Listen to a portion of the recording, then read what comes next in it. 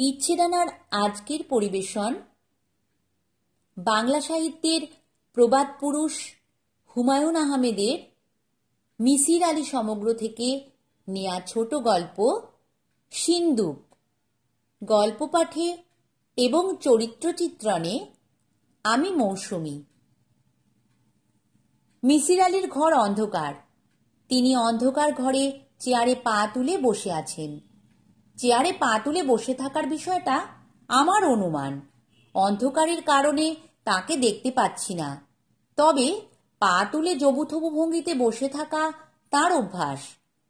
আমি বললাম, ঘরে মোমবাতি নাই? মিসির আলী বললেন, টেবিলে মোমবাতি বসানো আছে, এতক্ষণ জ্বলছিল। আপনি ঘরে ঢোকার কিছুক্ষণ আগে বাতাসে নিভে গেছে। আমি বললাম, মোমবাতি জ্বালাবো নাকি অন্ধকারে বসে থাকবেন? মিসির আলী বললেন, থাকি কিছুক্ষণ অন্ধকারে, আঁধারে রূপ দেখি। বিশেষ কিছু নিয়ে চিন্তা করছিলেন? মিসির আলী বললেন, আপনার কি ধারণা সারাক্ষণ আমি কিছু না কিছু নিয়ে চিন্তা করি? চিন্তার দোকান খুলে বসেছি? পকেটে দেয়াশলাই থাকলে মোমবাতি জ্বালান। একা একা অন্ধকারে বসে থাকা যায়, দুজন অন্ধকারে থাকা যায় না। কেন? দুজন হলেই মুখ দেখতে ইচ্ছা করে। আমি মোম জ্বালালাম। আমার অনুমান ঠিক হয়নি। মিসির আলী পা নামিয়ে বসে আছেন। তাকে সুখী সুখী লাগছে। বিয়েবাড়ির খাবার খাওয়ার পর পান মুখে দিয়ে একটা সিগারেট ধরালে চেহারায় যে সুখী সুখী ভাব আসে, সেরকম। মিসির আলী বললেন, বিশেষ কোনো কাজে এসেছেন নাকি গল্প গুজব? গল্প গুজব। মিসির আলী বললেন, আপনি কি একটা ব্যাপার লক্ষ্য করেছেন?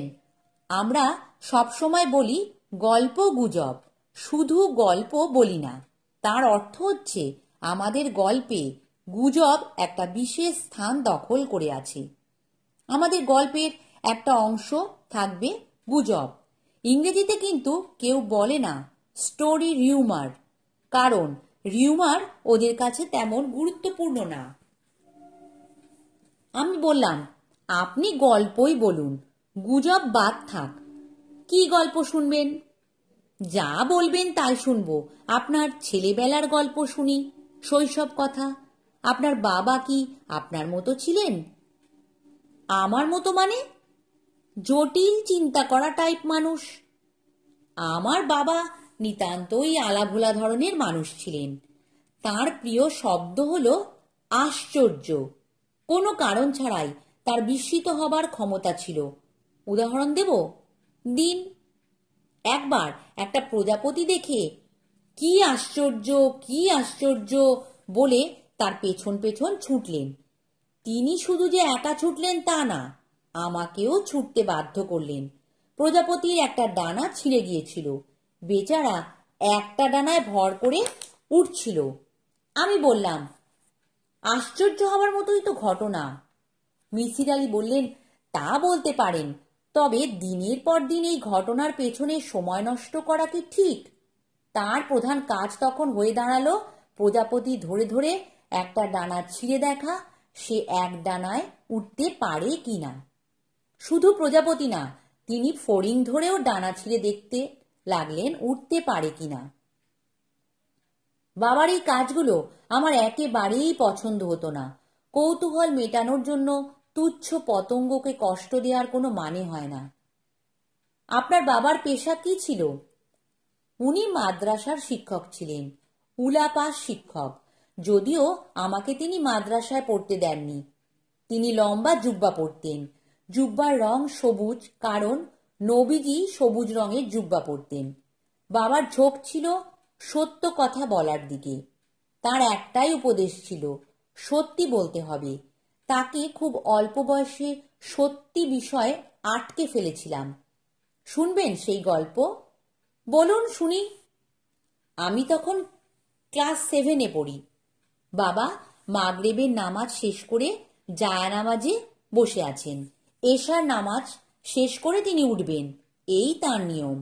দুই নামাজের মাঝখানের সময় তিনি তসবিহ টানতেন, তবে সাধারণ কথাবার্তাও বলতেন। সেদিন ইশারায় আমাকে জায়নামাজের একপাশে বসতে বললেন। আমি বসলাম। তিনি আমার মাথায় হাত রেখে কিছু দোয়া দরুদ পড়ে যথারীতি বললেন, বাবা, সত্যি কথা বলতে হবে, সব সময় সত্যি। আমি বললাম, আচ্ছা বাবা, মনে করো তুমি একটা নৌকোয় বসে আছো, নদীর ঘাটে নৌকা বাঁধা। তখন একটা মেয়ে দৌড়ে এসে তোমার নৌকার পাটাতনে লুকিয়ে পড়ল। তাকে কিছু দুষ্ট লোক তাড়া করেছে। মেয়েটি লুকানোর কিছুক্ষণ পর ডাকাত দল এসে পড়ল। তারা তোমাকে বলল, একটা মেয়েকে আমরা খুঁজছি, তাকে কোনো দিকে যেতে দেখেছেন? তা উত্তরে তুমি কি সত্যি কথা বলবে?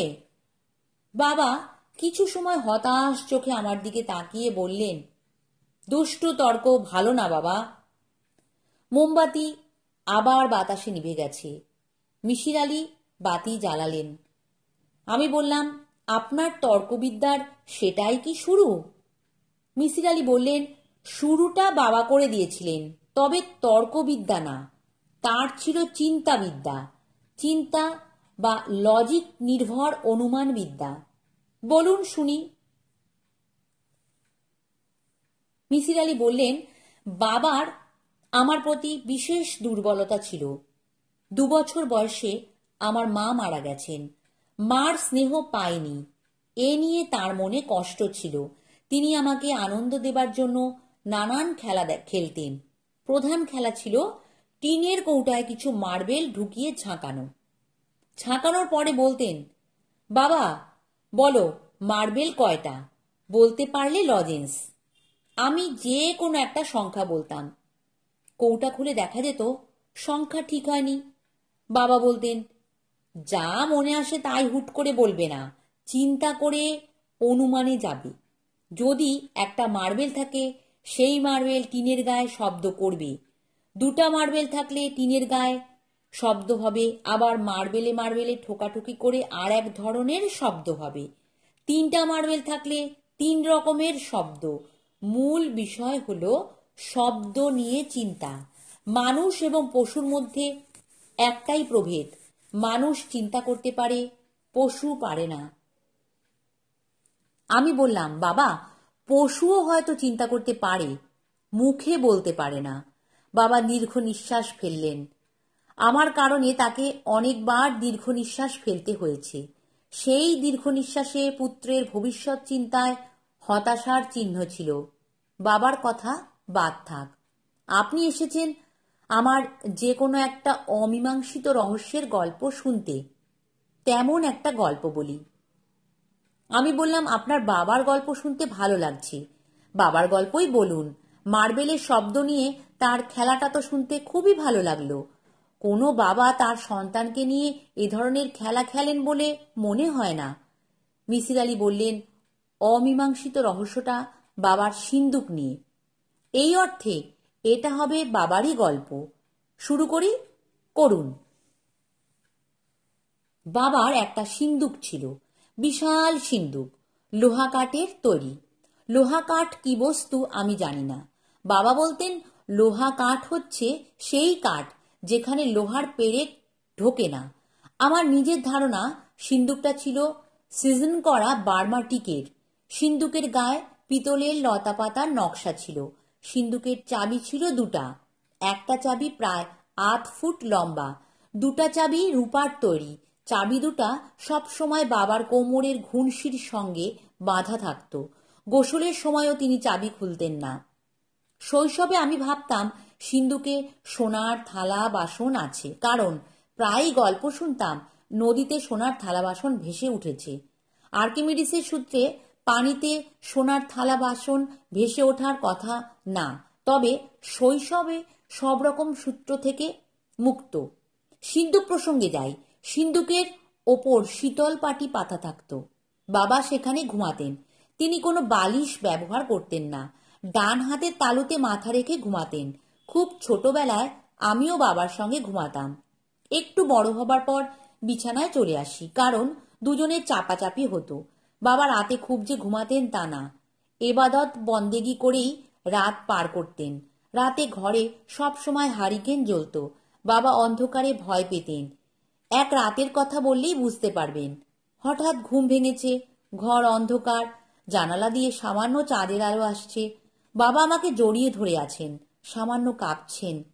আমি বললাম, বাবা কি হয়েছে? বাবা বললেন, সর্বনাশ হয়েছে রে বেটা, হ্যারিকেন নিভে গেছে, কেরোসিন শেষ, আগে খেয়াল করি নাই। আমি বললাম, মোমবাতি তো আছে।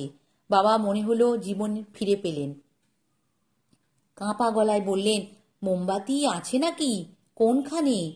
আমি শিকায় ঝুলানো হাড়ির ভেতর থেকে বাবাকে মোমবাতি এনে দিলাম। তিনি ক্রমাগত বলতে লাগলেন, শুকুর আলহামদুলিল্লাহ, আল্লাহ পাকের অশেষ মেহেরবানি। মোমবাতি জ্বালানো হলো। তাকিয়ে দেখি ভয়ে আতঙ্কে বাবার মুখ পাংশু বর্ণ, কপালে ঘাম। আমি বললাম, তুমি অন্ধকার এত ভয় পাও কেন বাবা? বাবা বিড়বিড় করে বললেন, আছে, ঘটনা আছে, তোকে বলা যাবে না, তুই পুলাপান মানুষ, ভয় পাবি। এই সময় আমাদের ঘরের পেছন দিকে ধূপ ধাপ শব্দ হতে শুরু করলো। আমি বললাম, শব্দ কিসের বাবা? বাবা বললেন, খারাপ জিনিস হাঁটাচলা করতেছে। তিনি ক্রমাগত আয়াতুল কুরসি করে পড়ে আমার গায়ে ফু দিতে লাগলেন। আপনার বয়স তখন কত? ক্লাস 5-এ পড়ি, 9-10 বৎসর বয়স হবে। ঘটনাটা মন দিয়ে শুনুন। বাবা আমাকে জড়িয়ে ধরে ভয়ে থরথর করে কাঁপছেন। ধূপধাপ শব্দ হচ্ছে, এক নাগাড়ে না, মাঝে মাঝে থামছে, আবার শুরু হচ্ছে। আমি বললাম, বাবা কেউ ঢেকিতে ধান করছে, ঢেকির শব্দ। বাবা বললেন, গাধার মতো কথা বলবি না, আমার বাড়ির পেছনে কি ঢেকি ঘর? আমি বললাম, শব্দ দূরে হচ্ছে, রাতের কারণে শব্দ কাছে মনে হচ্ছে। বাবা বললেন, এত রাতে কে ঢেকিতে পাট দিবে?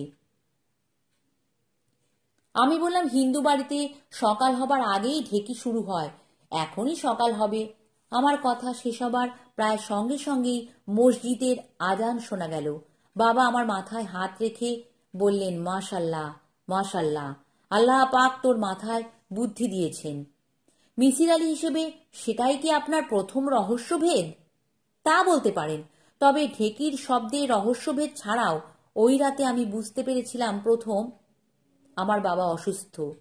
কি অসুখ জানি না, তবে তিনি যে খুবই অসুস্থ একজন মানুষ সেটা নিশ্চিতভাবে বুঝে ফেলি। এখন আমি বাবার অসুখের নাম জানি। সাইকোলজির ভাষায় সেই অসুখের নাম পেরানোয়া।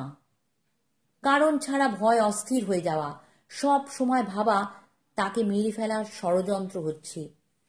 বাবা মাদ্রাসার চাকরি ছেড়ে দিলেন, কারণ মাদ্রাসায় যেতে হলে সেন বাড়ির ভিটার ওপর দিয়ে যেতে হয়, ঘন জঙ্গলের ভেতর দিয়ে রাস্তা, সেখানে নাকি খারাপ জিনিসরা তাকে ধরার জন্য বসে থাকে।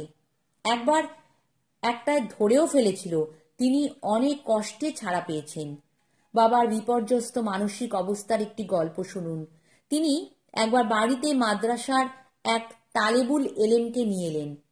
আমাকে কানে কানে বললেন, এ কিন্তু মানুষ না, জিন, মানুষের বেশ ধরে মাদ্রাসায় পড়াশোনা করে। আমি বললাম, কিভাবে বুঝলে? বাবা বললেন, সবাই জানে। একবার সে মাদ্রাসার হোস্টেলে তার ঘরে শুয়ে আছে, তার একটা বই দরকার, বইটা অনেক দূরে টেবিলের উপর। সে বিছানা থেকে না উঠে হাতটা লম্বা করে টেবিল থেকে বই নিল। কে দেখেছে?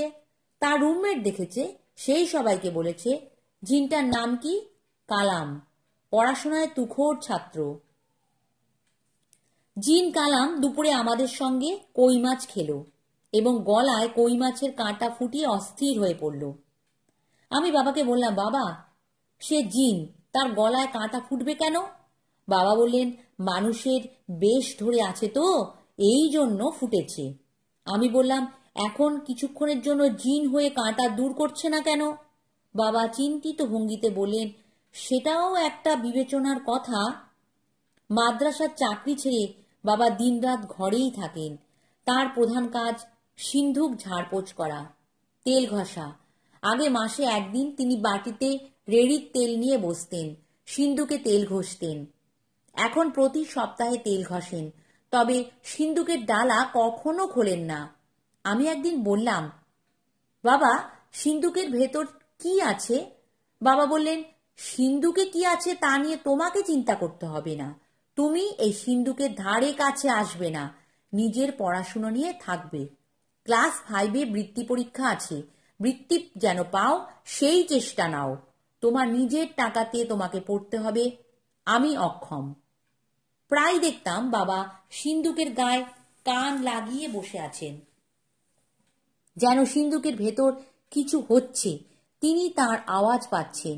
এই অবস্থায় আমাকে দেখলে তিনি খুব লজ্জা পেতেন। ক্লাস 5-এ কি আপনি বৃত্তি পেয়েছিলেন? না, বৃত্তি পরীক্ষাই দেয়া হয়নি। বৃত্তি পরীক্ষার সময় বাবা খুবই অসুস্থ, এখন মারা যান, তখন মারা যান অবস্থা। আমি সারাক্ষণ বাবার সঙ্গে আছি। বাবার মাথা তখন বেশ এলোমেলো, সিন্দুকের চাবি তার ঘুনশিতে বাঁধা, তারপরেও 2 হাতে চাবি চেপে ধরে বসে থাকেন। তার একটাই ভয়, খারাপ জিনিসগুলো চাবি চুরি করে নিয়ে সিন্দুক খুলে ফেলবে, সর্বনাশ হয়ে যাবে। এক রাতের কথা, বাবার জ্বর খুব বেড়েছে, তিনি সিন্দুকের ওপর ঝিম ধরে বসে আছেন। হঠাৎ আমাকে কাছে ডাকলেন, আমি তার কাছে গেলাম। বাবা বললেন, সিন্দুকে কান দিয়ে শোন তো দেখি, কিছু কি শোনা যায়? আমি সিন্দুকে কান রাখলাম। বাবা বললেন, কিছু শুনতে পাচ্ছিস? আমি বললাম, কি শোনা যায়? বুঝতে পারছি না। বাবা বললেন, সিন্দুকের ভেতর কেউ কি নূপুর পায়ে হাঁটে? আমি বললাম, বাবা বললেন, ভালো মতো শোন, পরিষ্কার করে বল, হা না, আমার সময় শেষ। তোকে সিন্দুকের দায়িত্ব বুঝায় দেওয়ার সময় হয়ে গেছে। দায়িত্ব বুঝায় দিতে পারলে আমার মুক্তি, তার আগে মুক্তি নাই। কি শোনা যায় বল? আমি বললাম, নূপুর পায়ে সিন্দুকের ভেতর কেউ হাঁটছে, থেমে থেমে হাঁটে। বাবা বললেন, এখন বুঝতে পারছিস কেন সিন্দুকে কান দিয়ে থাকি? বুঝতে পারছি। সিন্দুক খোলো, দেখি ভেতরে কি।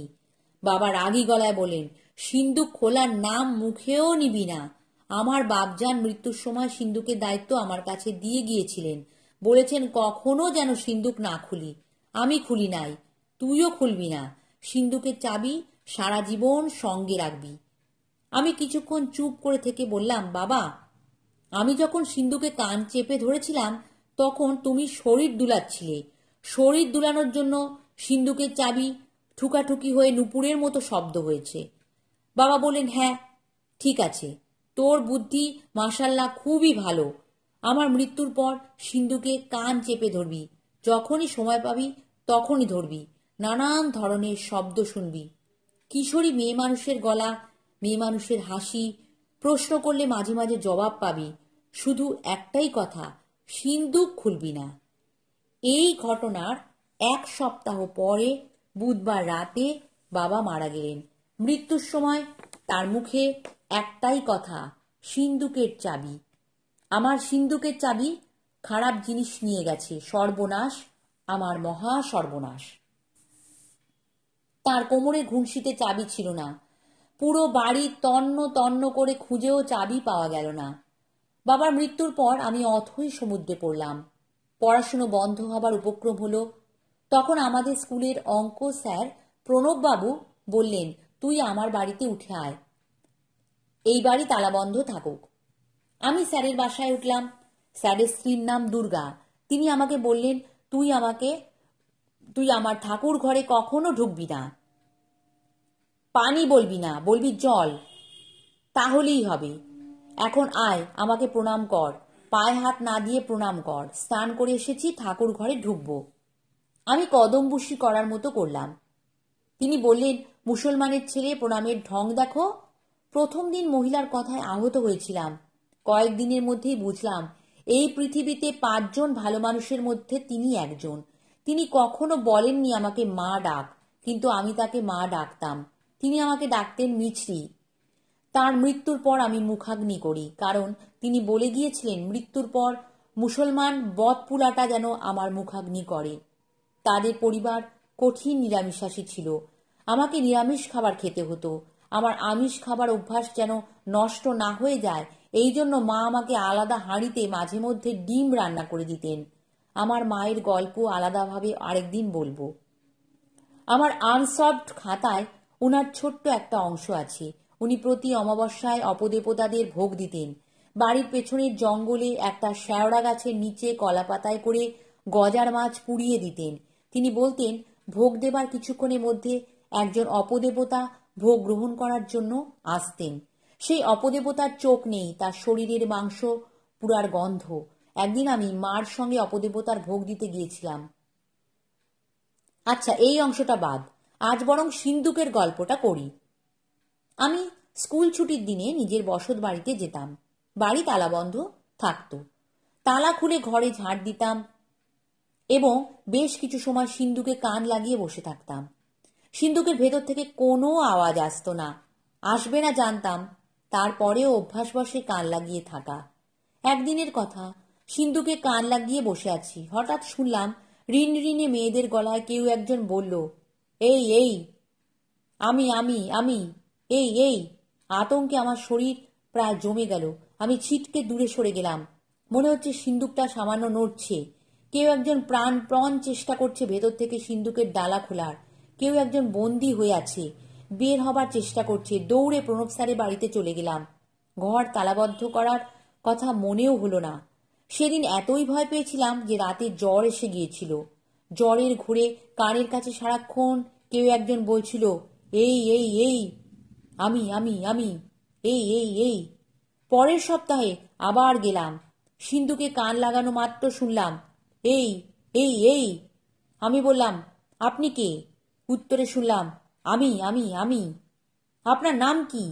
আমি আমি আমি। সিন্ধুকের ভেতর কিভাবে ঢুকলেন? উত্তরে সেই পুরনো শব্দ, আমি আমি আমি, তবে শব্দ স্পষ্ট।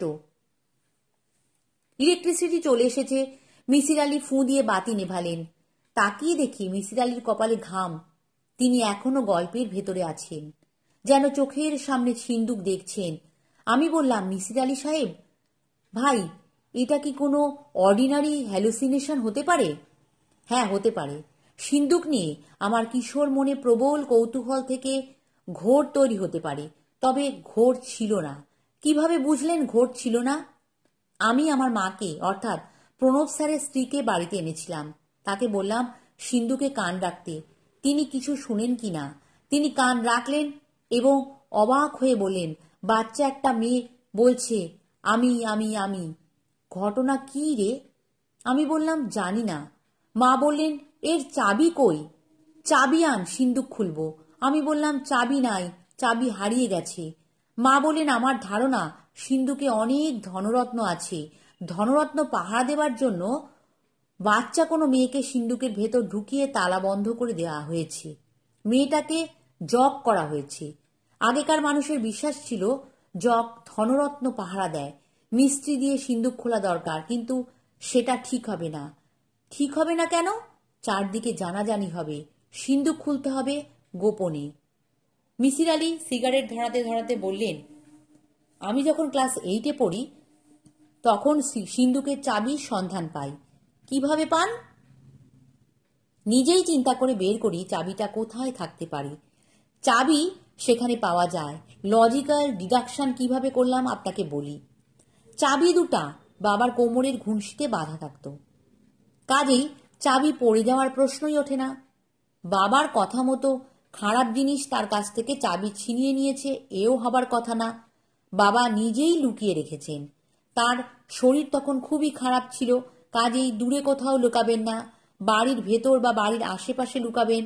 মাটি খুঁড়ে কোথাও লুকাবেন না, মাটি খোঁড়ার সামর্থ্য তার ছিল না, আর খোঁড়াখুড়ি করলে লোকজনের দৃষ্টি আকর্ষণ করবেন।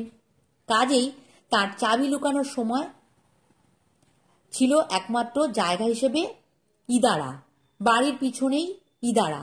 বাবা অবশ্যই ইদারার পানিতে চাবি ফেলে দিয়েছেন। আমাদের বাড়ির ইদারার চারপাশে বাঁধানো ছিল। অসুস্থ অবস্থায় বাবা ইদারায় হেলান দিয়ে অনেক সময় কাটাতেন। ইদারা থেকে চাবি উদ্ধারের কাজ মোটেই জটিল হয়নি। ইদারার বালতি বা বদনা পড়ে গেলে তা তোলার জন্য আকশি ছিল। জিনিসটা একগোছা মোটা বড়শির মতো। দড়িতে বেঁধে আকশি ফেলে নাড়াচাড়া করলেই হতো। ডুবন্ত জিনিস বড়শিতে আটকাত। আপনি চাবি পেয়ে গেলেন? হ্যাঁ। সিন্দুক খুললেন? হ্যাঁ। সিন্দুকে কি ছিল?